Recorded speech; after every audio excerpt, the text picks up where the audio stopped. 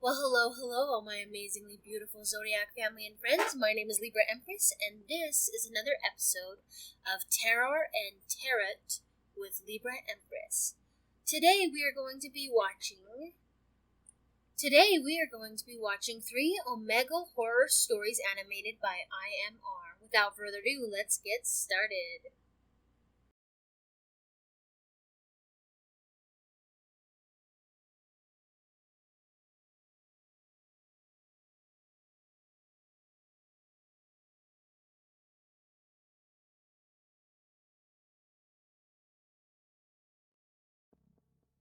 Yesterday, I went to the police station.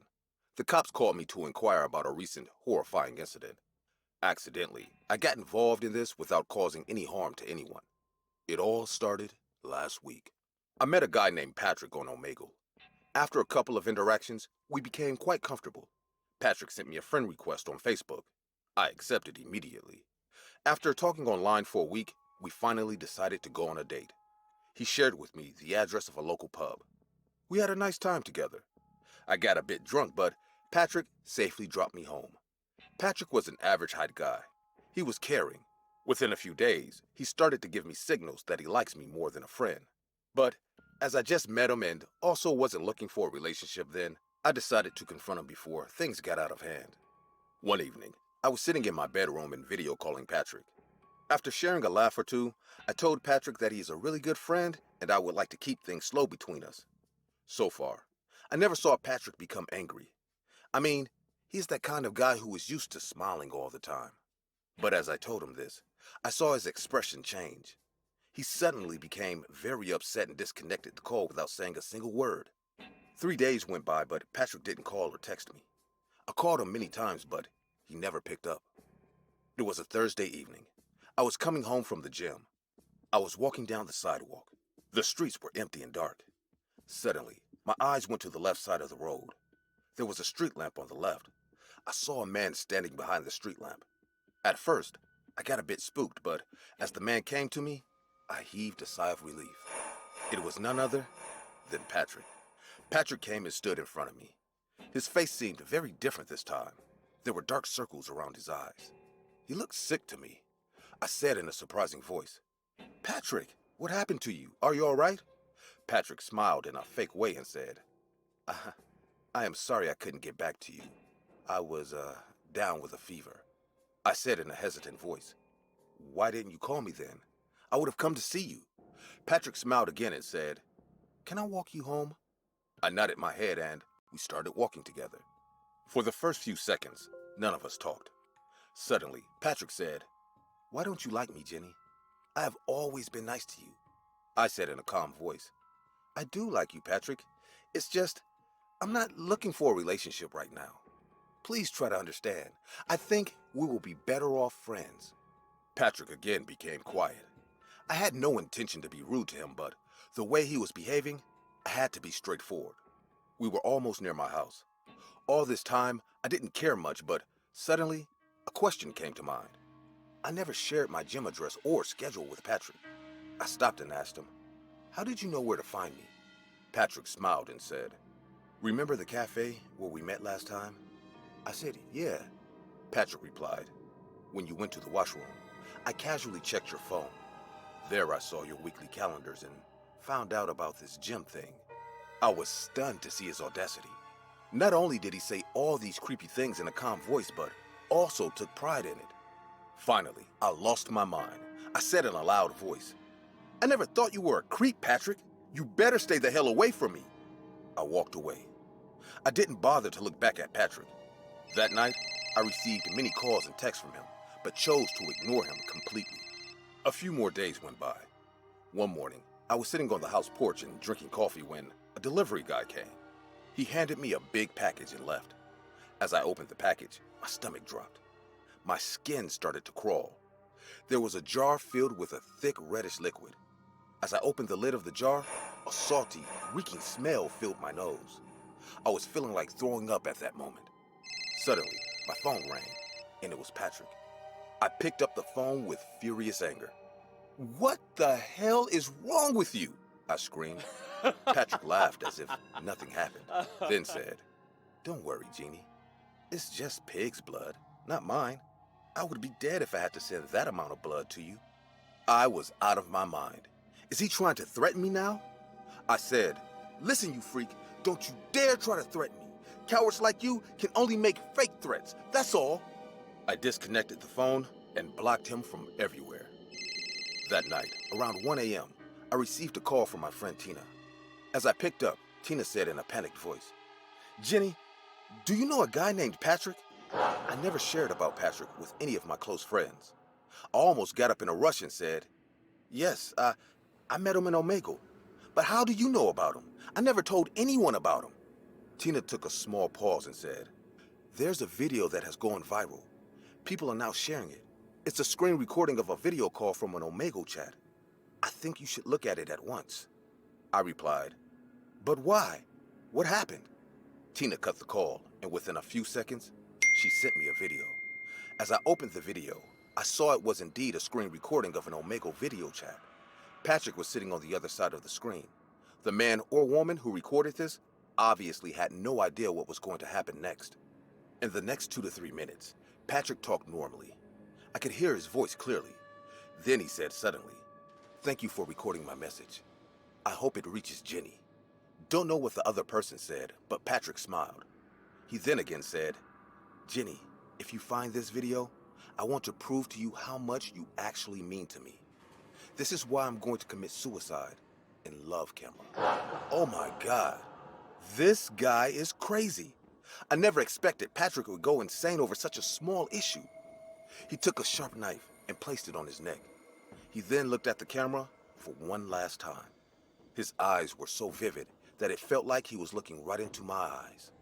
He then said in a spine-chilling, calm voice, I love you, and I am no coward, Jenny. In front of a live chat, Patrick sliced his own throat. Blood came gushing out of his cut throat. He started to choke on his own blood, making horrible sounds. The video went viral like wildfire. The cops had to intervene in this matter and called me to give a statement about this entire situation. They managed to trace our call logs and messages. The text made things very clear that I never gave any wrong signal to Patrick. It is not my fault that the poor guy took his life. My parents came from Florida and now stay with me. But no matter how much they console me saying it wasn't my fault, deep down inside, I still feel calling him cowardly that day triggered the suicidal tendencies in him. I can't sleep. I can't eat. I'm so scared to meet people. What do you think? Am I really the reason for Patrick's death?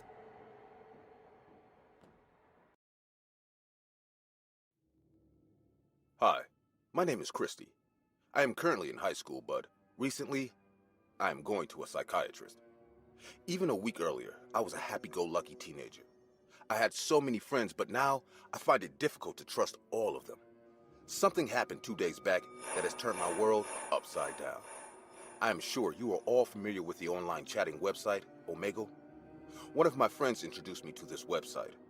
This website seemed quite easy than other chatting platforms because there's no need for registration in Omegle. This huge library of remaining anonyms makes the website an easy way to talk to strangers. Many of my friends told me that people often lie in chats about their age, gender, but that didn't bother me much. One day, coming from school, I was feeling really bored, so I decided to chat on Omegle. I opened my laptop and started to chat with random strangers. That night, I talked to 3 different people, and it was fun. I saw there is an option for video chat as well, but I wanted to know this website better before going for a random video call with a stranger.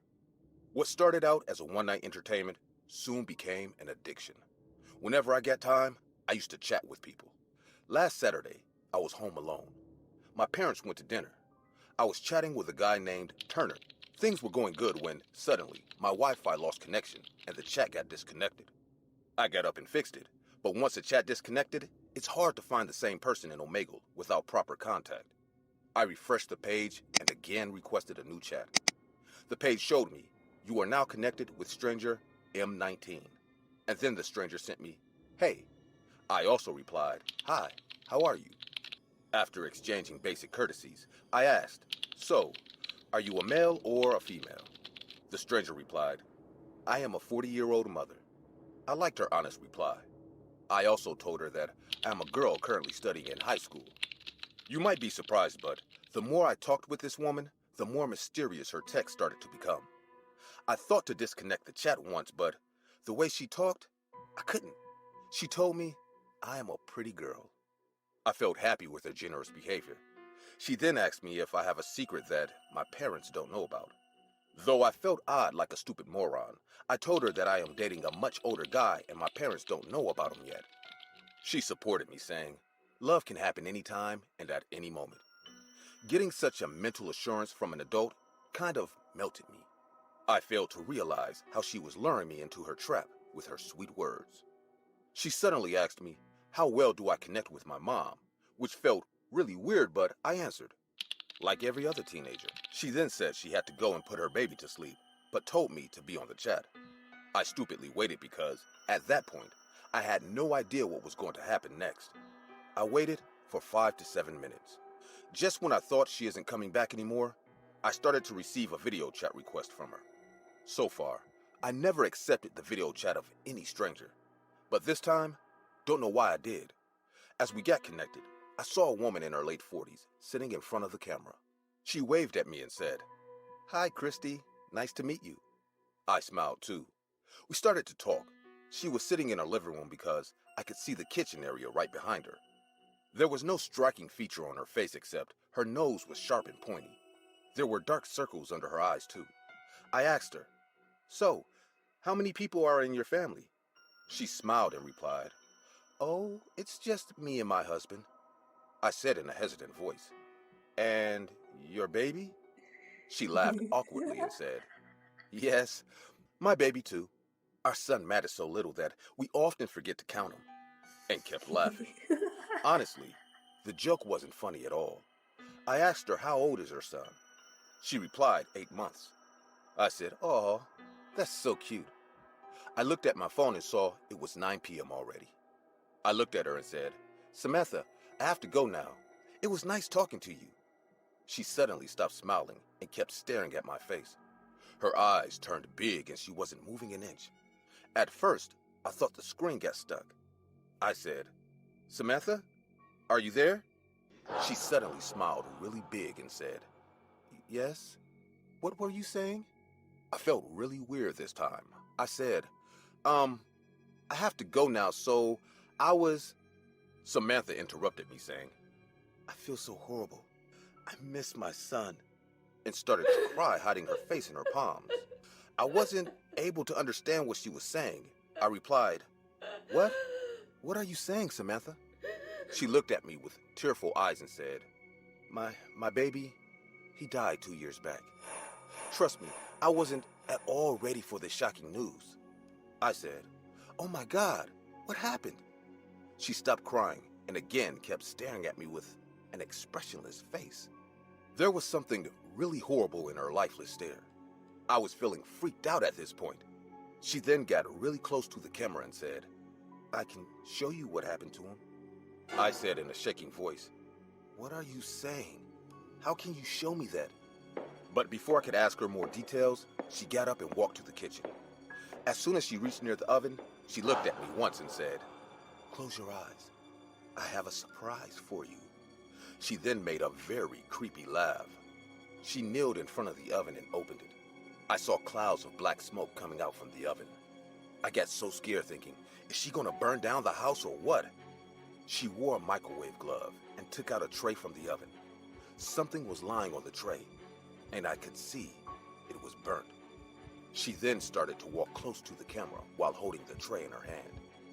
As soon as she reached near me, my heart dropped into my stomach. The hair at the back of my neck stood up. I saw a baby lying on the tray with a melted face and burnt clothes. I screamed, "Oh my God, what did you do to your baby?" Samantha laughed and said, "No, you don't need to worry. This is not my baby. This is just a small doll, Christy." She then started to laugh. I was speechless. I had no idea what the hell was going on. She was laughing hysterically. I screamed saying, "You are one sick woman. Why did you put the doll in the microwave?" She said, "Oh, my dear innocent Christy, I just recreated my son's murder for you. It was a lot more fun when I microwaved Matt. He made me paranoid by crying 24/7. I had no other way but to get rid of him. I couldn't take it anymore. I immediately disconnected the chat and ended up sobbing on the floor. After my parents came home, they found me unconscious, lying on the floor. I told everything to my father. He went to the cops yesterday. The cops are now looking for a woman who has murdered her own son. I can't talk to strangers or chat with anyone anymore. This one incident has traumatized me for life now. I saw a baby lying on the tray with a melted face and burnt clothes. I hope the cops follow up on this matter and help me by finding closure soon. I will not be able to sleep until I get to the bottom of this incident.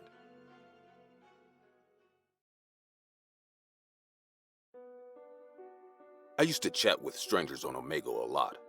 Blame it on my failed relationships or the feeling of being lonely in a crowd. Chatting on Omegle was my way out. But they say, too much of something is not good. One evening, I was sitting in my room. Heavy rain and a thunderstorm were going on outside. I was waiting for Omegle to connect me with a stranger. It was taking more time than usual. I went to get myself a glass of water in the kitchen. When I came back to my room, I noticed I had been connected to a stranger, and that person sent me, "Hey there." I replied, "Hi, how are you?" But without replying directly, the person started to request a video call. I have talked to strangers on video call many times, so it didn't bother me much. I immediately accepted the video call. As the screen lit up, I saw a young, beautiful girl sitting in front of me. I was shocked to see her because I didn't expect her to call me without leading the conversation ahead for a while. Anyways, I sat down and said, "Hi, I'm David, and you are?" I lied about my name because I wanted to keep my real name hidden. She smiled mysteriously and said, "I am Trinka. Tell me, David, how old are you?" I replied, "I am 28. She said in a low voice, "Perfect." I don't know why she said it, but I didn't react either. Being honest, I was kind of blown away by her beauty, and at the time, I was single too. We started to talk about regular stuff like what she does, and she asked me what I did for a living. While I talked to her, I noticed her room. Her room looked very different. Wind chimes were hanging from the ceiling, and the wall was decorated with Gothic paintings and dark art. I realized she had a passion for all of this. I asked her, "Do you like this Gothic stuff?" She replied, "Do you believe in life after death?" I wasn't expecting the conversation to take such a turn. As she asked me this question, I saw her eyes sparkling mysteriously. I replied, "When you die, you die. That's all, Trinka." Trinka smirked at me and said, "Where do you stay?" I told her the street name, but not the full address. She started to laugh like a child. I said with surprised eyes, "What happened? What's so funny about my address?" She said, "It will take 10 minutes to meet me, David. I am in that street area now." I got shocked and said, "Really?" Trinka nodded her head and then said, "You know there's going to be a late night party at my house tonight. I think you should come. It will be fun." I checked the time on my phone. It was 11 p.m. already. Trinka said, "The storm has stopped too. This is my house address. See you at 12 a.m. sharp." I heard the sound of her doorbell, and she disconnected the video call abruptly. For a minute, I couldn't believe what just happened. Did I really get an invitation to a party from a beautiful girl whom I just met online? It got me anxious thinking should I go or not, but in the end, my rational senses gave up. After all, it was a party and I was looking to socialize, so I got up and went to the washroom. I was keeping my expectations low, hence I wore a simple t-shirt and a pair of jeans. I copied the address on my phone. It was Subscribe Street, IMR Lane, house number 2021. Trinka was right. It took me 12 minutes to reach there by car. The house was in complete darkness. At first, it felt like no one lived there. I walked to the main door and rang the doorbell. It made the exact same sound I heard during the video call. I was feeling really stupid at that time. Suddenly, the door opened and I saw Trinka. She smiled at me and said, "Hi, David. Welcome to my den." I entered the house. The living room was filled with candles. The entire decor of the house was almost like Halloween. I already saw Trinka being interested in Gothic styles and decor. Trinka was wearing a black cloak. There were 5 to 7 people inside the house. They were sitting in a circle. A girl came to me and handed me a black robe. I asked Trinka, "What kind of party is this?" She replied, "We are going to call him." I said in a low voice, "Who?" Trinka replied, "You ask so many questions. Keep quiet and join us." I sat down inside the circle. I counted and realized after including me and Trinka, it was a circle of 9 people. Suddenly, a guy lifted his arm. He was holding a sharp pointing knife in his hand. Trinka got up and left the room. I was trying to figure out what the hell is going on here when I heard a weird sound. A childlike baby was crying in the house. Trinka came out holding a newborn baby in her hand. The entire group got up and raised their arms into the air. They all started to chant something in a whispering manner. It took me time to realize they were doing a cult ritual. Trinka placed the baby in the center of the circle. The guy then got up and went on to stab the baby. I screamed, saying, "What are you doing? Are you all out of your mind?" They all started to laugh like maniacs. I knew I had stepped into trouble right at that moment.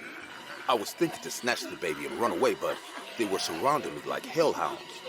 They all stopped laughing, and Trinka came right in front of me. She said in a scary voice, "Do you want power, David? Aman is going to show us life after death. You completed our circle, David. Now, all you have to do is sacrifice this baby to make our final offering to Aman. Come, praise him with us."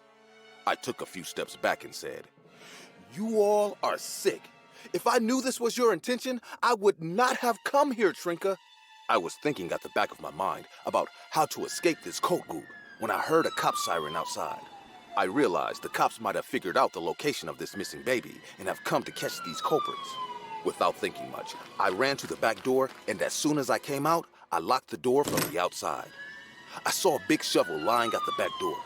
I used it to block the door from the outside so none of them can come out. I wanted to take the baby with me, but I didn't have time for this. The cops broke the main door and busted in. I ran away and hid behind a bush at some distance from the house. The cops caught the entire gang. I saw Trinka screaming at them, "We had another member. He ran away. Go catch him. His name was David." But the cops didn't listen to her. I came home like a criminal. I didn't go out for a month. I saw their group on the news. They stole the baby from a local hospital.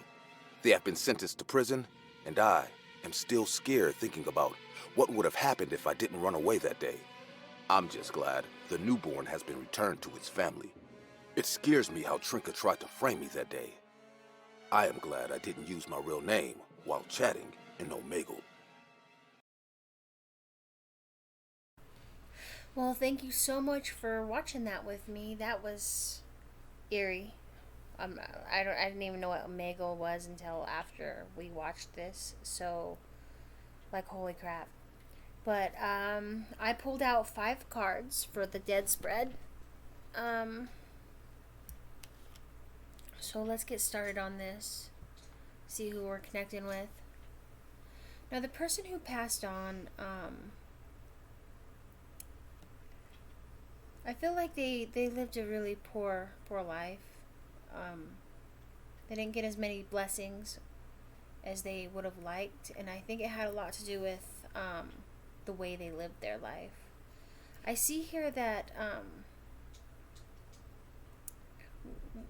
when they're looking back on their life, they see that they were incompatible with certain aspects. The lesson they would like to share is to pay attention to your dreams. They visit you sometimes. One of the things that they had wished they had paid more attention to was their anxiety and healing. They weren't so great at that, and so they covered that up with substance abuse.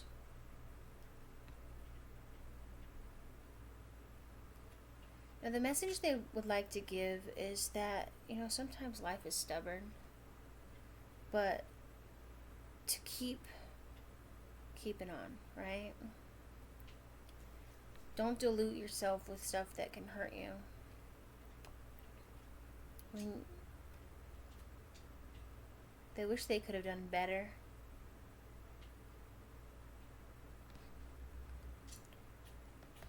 But, you know, in order to stop the pain,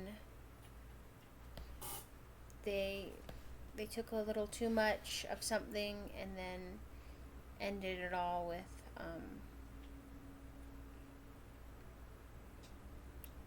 a gunshot.